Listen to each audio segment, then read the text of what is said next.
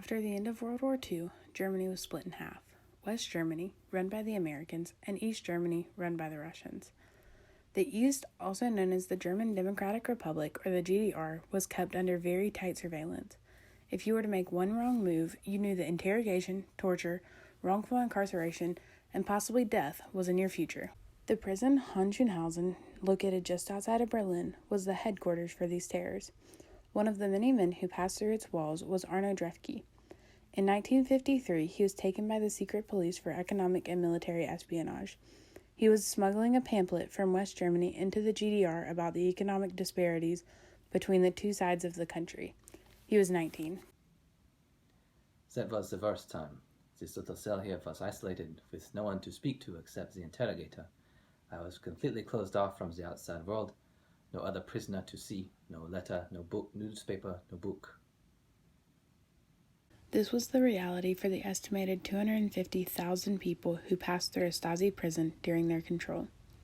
On February 8, 1950, the Ministry of State Security, commonly known as the Stasi, was formed. It was founded under the guidance of the Soviet Union Ministry of State Security, also known as the Russian Secret Police. They were created with the intention of being an investigative authority in the GDR that monitored political behavior. Their goal was to eliminate any threat to the Socialist Republic of East Germany or to the greater communist dictatorship of the Soviet Union. The Stasi saw themselves as the shield and sword of the party, which is the translation of their motto, Schild und Schwert der Partei. The Stasi infiltrated all aspects of daily life in East Germany.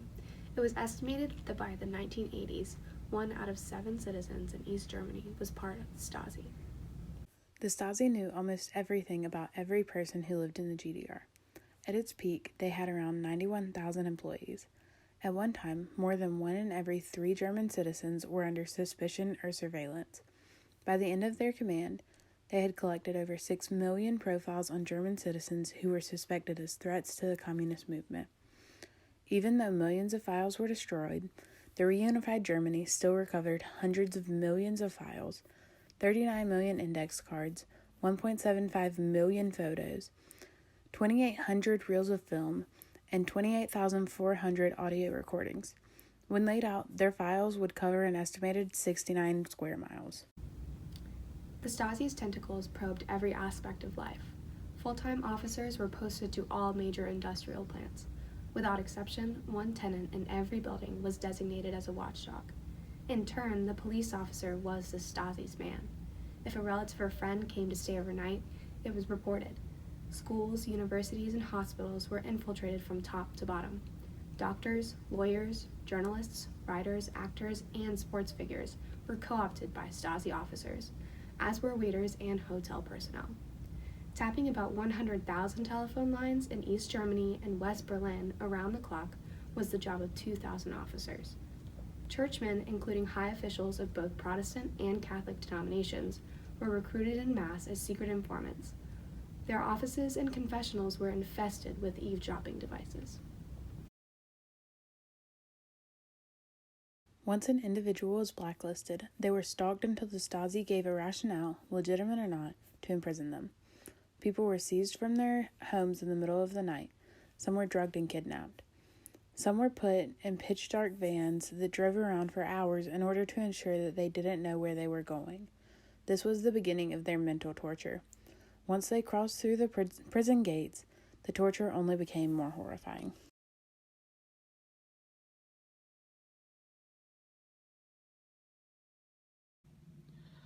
There was the night interrogations which were constantly carried out, so you had no sleep, and sleeping during the day was impossible. After 3 days, my nerves were shot, and I told the interrogator everything. There were many like Mr. Drefke who easily gave in and told the Stasi whatever they wanted to hear, even if it wasn't true. The Berlin prison held as many as 4,200 inmates at a given time and was in operation for a total of 44 years. The prison was set up to be the ultimate location for mental torture. Okay, so in this prison, there were no communal meals or contact with other prisoners, okay? They walked the halls regulated by a traffic light system so that they would never see anyone but guards and their interrogator. okay? Keep this in mind, all right? At night, prisoners, okay, all right, come here. Look, prisoners had to sleep on their backs with their hands turned upwards, visible on top of the blanket, okay? This was usually for their own safety and for suicide prevention. I'm telling you, crazy facts, man, okay? So during the day, they were not allowed to sit on the beds, only on their stools. They frosted glass bricks in the window, preventing a clear view of the yard outside. So it would just be a blue and green blur. The toilet was right next to the door under the constant eye of a guard. For those who did manage to escape the horrors of Hohenschönhausen, it left lasting effects that still haunt them to this day.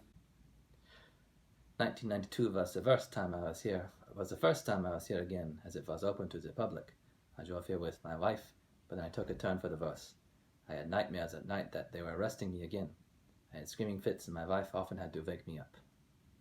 In 1989, the prison, as well as the Stasi, halted operations, but did not officially close until October 3, 1990, with the reunification of East and West Germany.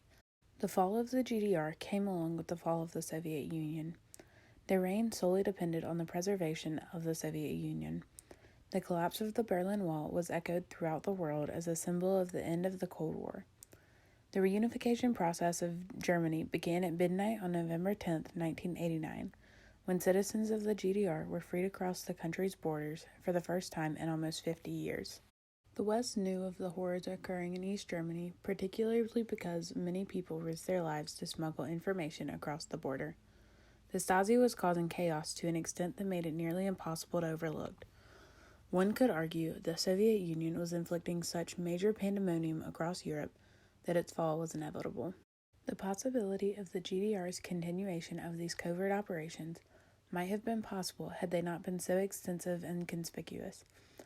If the Stasi were not blacklisting and incarcerating such high percentages of their citizens, the GDR might still be a valid government today. But the sheer numbers of people they tortured and killed made this situation impossible. The Stasi embedded acute fear in their country to the point that the citizens were unable to continue their normal lives, which had a large role in the downfall of the German Democratic Republic.